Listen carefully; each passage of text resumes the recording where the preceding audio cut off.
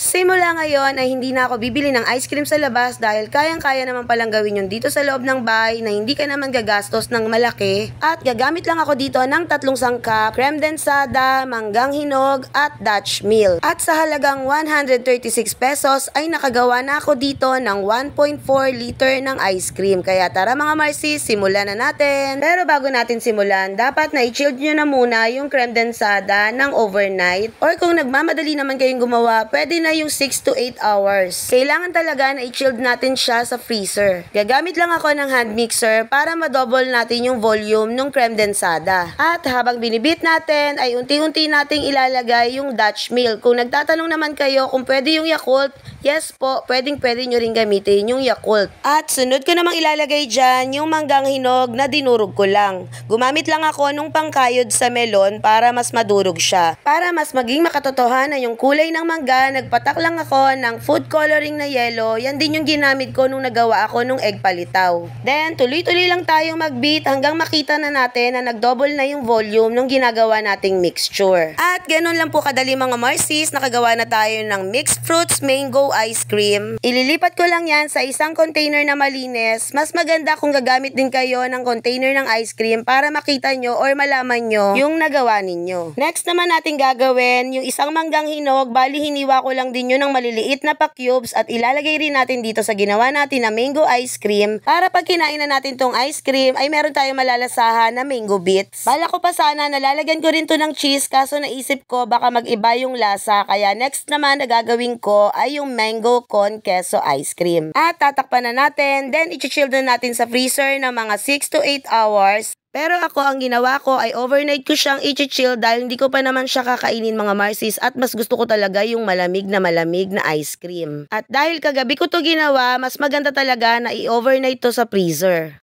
24 hours later.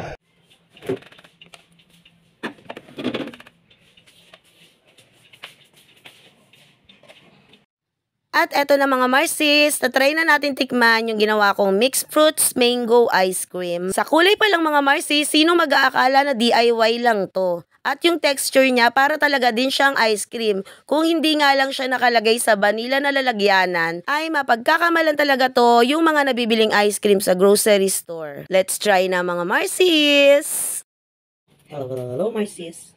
Ito, papakita ko lang yung ginawa kong strawberry mango ice cream. Favorite ko kasi ang mango kaya naisip ko gumawa na lang at least magsasawa pa ako.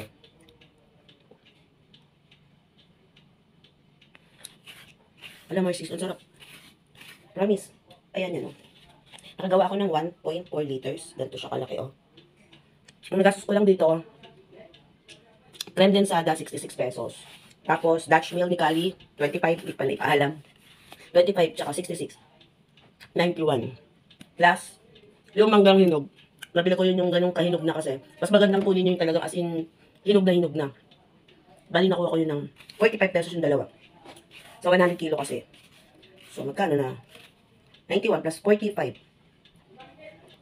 136 lang mga Marcies. Kita nyo. Masusunod pa yung gusto nyo version ng flavor na gusto nyo, di ba?